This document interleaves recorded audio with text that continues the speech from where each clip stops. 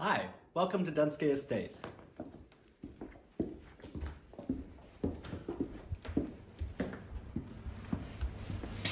Come meet our executive chef, David Alexander.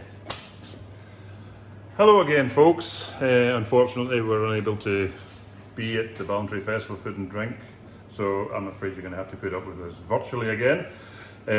Hopefully, you are all keeping well, safe, and hopefully in a year we'll be able to do all this face to face.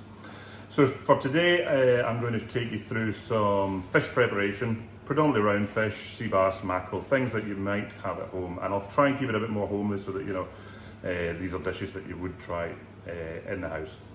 We'll also finish off with a little vegetarian dish that my new sous chef John's going to prepare for us with beetroot cooked in several different ways. So if you're all ready, let's go to the kitchen and we'll get started. So for today we're looking at mackerel, sea bream and sea bass, all fish that you can pick up quite regularly in the supermarket.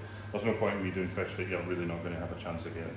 So I thought we'd do a mackerel dish to the end, and I'll take you through filleting maybe a sea bream or a sea bass, just so that you can do it and still keep all your fingers. So let's crack on. Okay, so we're going to start today with a lovely mackerel. They're all coming into season at the minute, so they're getting easier to come by, and obviously a lot of people fishing for them. So this mackerel, it hasn't been gutted. I don't, you know, unless you're going to cook them whole, it's not pointless, but it's not necessary. So we're going to start just behind the gill, and the front fin, and we're going to cut up towards the head. Okay. Now that cut there just takes us down to the spine bone, which we then turn the knife, and then we run it straight down the back, and then lift the fillet off. Okay. Now everything else that comes out of there, that's fine. Put that on a tray. Now flip it over and do the exact same down the other side. So straight up to the head. Turn the knife back away. Make sure you keep your fingers out of the way, flat the whole time, and then just run it. Make sure the knife is hitting the spine bone the whole way down. Okay. I'll put that there on the tray. Okay, so we're going to cook the mackerel that we prepared earlier. So this has had a little time just to firm up with the salt, and it draws out a little of the moisture. Now, what we're going to do is we're going to oil the skin side, just to make sure it's covered, liberal cover, not too much obviously, and then just a little bit in the pan. We're going to turn up the heat just a little bit. Now, the secret with the old fish cooking is once it's in the pan, not to touch it. Okay, so what we're going to do is we're going to leave it there. You can see it's starting to curl, which it will do. And then as the heat comes in, it will relax and go back down, and we'll end up with a nice crispy skin. That fish will not move now until we flip it over to finish off the other side. Okay. So you can see just starting to sort of fry off a little bit there. Okay, right. So while that's happening, we're going to do a little, probably controversial, but we're using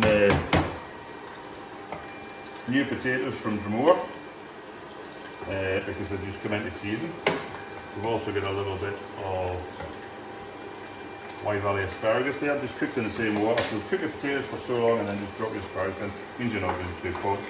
So for the potato salad, we're just going to take, for the likes of this, I guess, every one potato, we're just going to give it a wee crush. Okay? You don't want much more than that. It's just to break the potato up a little bit. Now, I have over here just a selection of bits and bobs to put into the potato salad. So we have a little chive, some spring onion, a little bit of dill, quite nice because it is going to be a fish dish. And then we're going to add to that some mayonnaise. Now, a lot of people will be thinking, you know, but it's warm, but that's the whole idea of this dish. It's just a nice warm mayonnaise-y potato salad. Okay, just another way of doing potatoes when they're new. Okay, so we have that. All we really need now is a little salt and a little pepper. Okay, so all this time the mackerel hasn't moved. It's just sitting quietly frying away, hopefully get a nice colour on the skin side. Okay. So the fish hasn't moved. We don't really need a lot of salt because obviously it's had a time with the salt. We're getting ready to plate up now, so all we really need to do is turn the heat off on the fish and then we'll flip it over. You can see we've got a beautiful colour on that. We'll give it a little squeeze of lemon juice, always good with fish. Okay. And that heat at that side is long enough for that fish to be in that pan. Okay, so we're going to put a little dot of our warm potato salad in the middle of the plate. Now you can be as chefy about this as you want. If you want to use rings, I quite like natural, so that's good enough for me. We're going to finish it with a little asparagus. Again, just a little twist of grind of pepper, just to set the asparagus on top. These have been done a little chefy, just trim the bottoms of them. We're then going to finish we're going to put the mackerel on top, just ever so slightly overlapping. Okay, and then in the bowl here we have a little watercress and a couple of chicory. We're just going to do a little dressing. This is just a little raspberry vinegar dressing. I do like sort of, you know, sweet things with oily fish like mackerel, you know, and some acidic things. So we're going to take a little bit of our chicory and we just put it to the side, and then we're going to finish off with some watercress salad just over the top.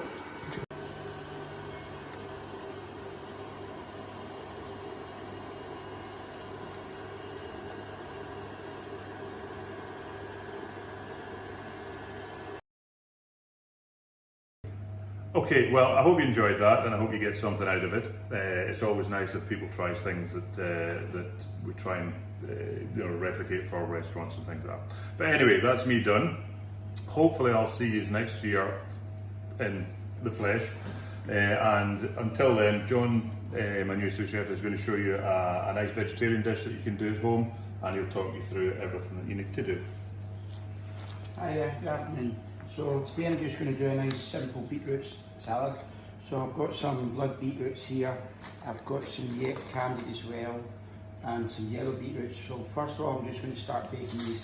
There's thyme, salt, pepper in the bag that I've just put the beetroots in, and I'm just going to half and quarter this orange. And just place this in the bag, and we're just going to close this up and put it in an oven and bake it for half an hour to 45 minutes till the beetroots are soft, and then we'll go from there and we'll do some different bits with it. So once the beetroots have come out of the oven and they have been baked soft, I've taken some of them, like the yellow one, and I've just diced it up nicely with a bit of salt and pepper in it. And the other one, the blood beetroots, I've taken out and I've quartered them and put them in a little bit of orange juice, thyme and olive oil to marinate them with some salt and pepper as well. I've just left them for half an hour to take on a bit of flavour. I also got some pickled candied beetroots here, which I've just pickled in some sugar, red wine vinegar, pink peppercorns, juniper and a little bit of sugar, and then just poured the hot pickle liquor over the raw beetroot, so it's still raw but got a bit of flavour to it. And I also have just boiled a few shallots off for about 15 minutes till they were soft, taken them out and just salt and pepper for a little bit of more garnish onto the dish. So here I'm just going to plate this up. So taking a few of the beetroot leaves and just blanched them in a little warm water for about 30 seconds, and then just refresh them. When I dress the dish there will be some vinaigrette on it, so just get some of them there. And then we just take some of the different types of beetroot that I've taken earlier and we'll just randomly place on the plate.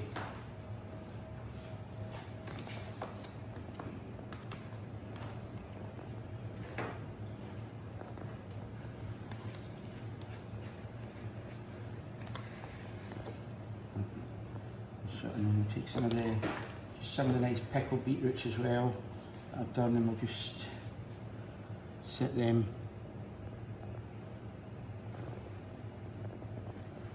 on. And some of the shallots I've got as well, just take some nice leaves and just place them on so it adds a bit more to that. I've got some orange segments I've just segmented as well, goes well with the beetroot to make a nice salad and give it a nice bit of acidity to it. A few of them on there.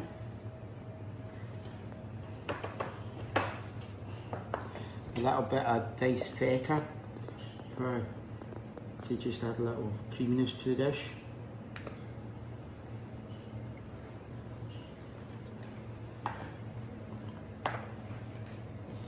And just a few selections of salad leaves here. There's some more raw beetroot leaves I've just kept. Some rocket for a bit of pepper in this. Some red bean sorrel.